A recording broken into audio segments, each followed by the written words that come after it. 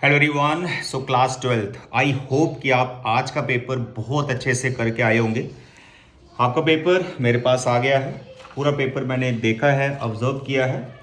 तो मेरे एंड से इसकी फीडबैक ये है कि मुझे थोड़ा सा ये पेपर लेंथी लगा है। लेंथी एमसीक्यूज़ की वजह से, क्योंकि जितने भी एमसीक्यूज़ मैं यहाँ देख पा रहा हूँ, कुछ एमसीक्यूज़ हैं जो आप विद इन 1 मिनट या 30 सेकेंड्स में कर पाएंगे, लेकिन ज़्यादातर जो एमसीक्यूज़ हैं इसमें थोड़ा सा आपको टाइम लगा होगा मेरे अकॉर्डिंग, राइट। और बाकी अगर मैं सेक्शन डी की बात करता हूँ, section D is purely from NCERT. अगर हम 32 क्वेश्चन की बात करें तो यहाँ पर 32 क्वेश्चन में आप देखें ये मैट्रिक्स मेथड है ऊपर, उसके चॉइस है ये एग्जाम्पल आपकी मैट्रिक्स की, राइट।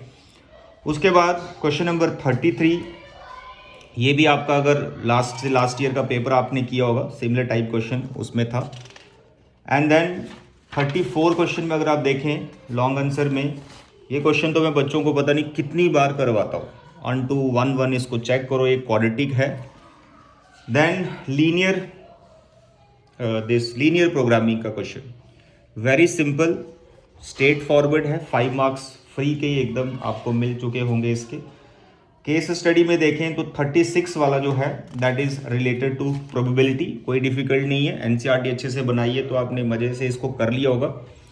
देन केस स्टडी 2 जिसमें आप एरिया अंडर कर्व जो चैप्टर है उससे रिलेटेड है। ये बहुत बेसिक मतलब क्वेश्चन है। ये हो सकता है अंडरस्टैंडिंग में आपको स्टार्टिंग में प्रॉब्लम आई होगी, लेकिन अगर अच्छे से किया हो, समझा होगा, तो आप बड़े मस्त तरीके से इस क्वेश्चन को बना सकते थे, ठीक है। 37 वाली case study, area under curve से रिलेटेड एप्लीकेशन ऑफ इंटीग्रेशन।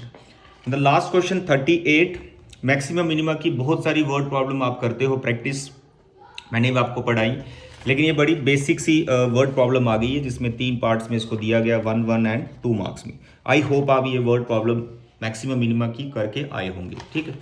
और अगर मैं सेक्शन सी की बात करता हूँ, सेक्शन सी जिसमें 6 क्वेश्चंस रहते हैं 3 मार्क्स के, वो क्वेश्चन भी सभी के सभी लगभग एनसीईआरटी के। क्वेश्चन नंबर 26 फ्रॉम एनसीईआरटी, जो 4th एक्सरसाइज है, या फिर आप पार्शियल फ्रैक्शन वाली जो एक्सरसाइज है उसमें अगर आप इसको पुट करें, कॉस उसका डेरिवेटिव है जो इसके और है, इसमें 4th एक्सरसाइज में ऐसा है। और 27 it is differential equation, homogeneous से बना लिया होगा आपने इसको। उसके साथ जो नेक्स्ट और वाला है डिफरेंशियल इक्वेशन का, it is a linear differential equation, ये भी आपने कर लिया होगा। 28 में लॉग लगाना है दोनों तरफ, अगेन फ्रॉम एनसीईआरटी। 29 में तुम्हारा आ गया प्रोबेबिलिटी का, वेरी सिंपल, डिपेंडेंट इंडिपेंडेंट से रिलेटेड है ये। उसके बाद 30 वाला जो इंटीग्रेशन का है, ये भी मिसलेनियस एक्सरसाइज में अगर आपने किया होगा प्रैक्टिस, तो मिसलेनियस में इस टाइप का क्वेश्चन आपको मिल जाएगा।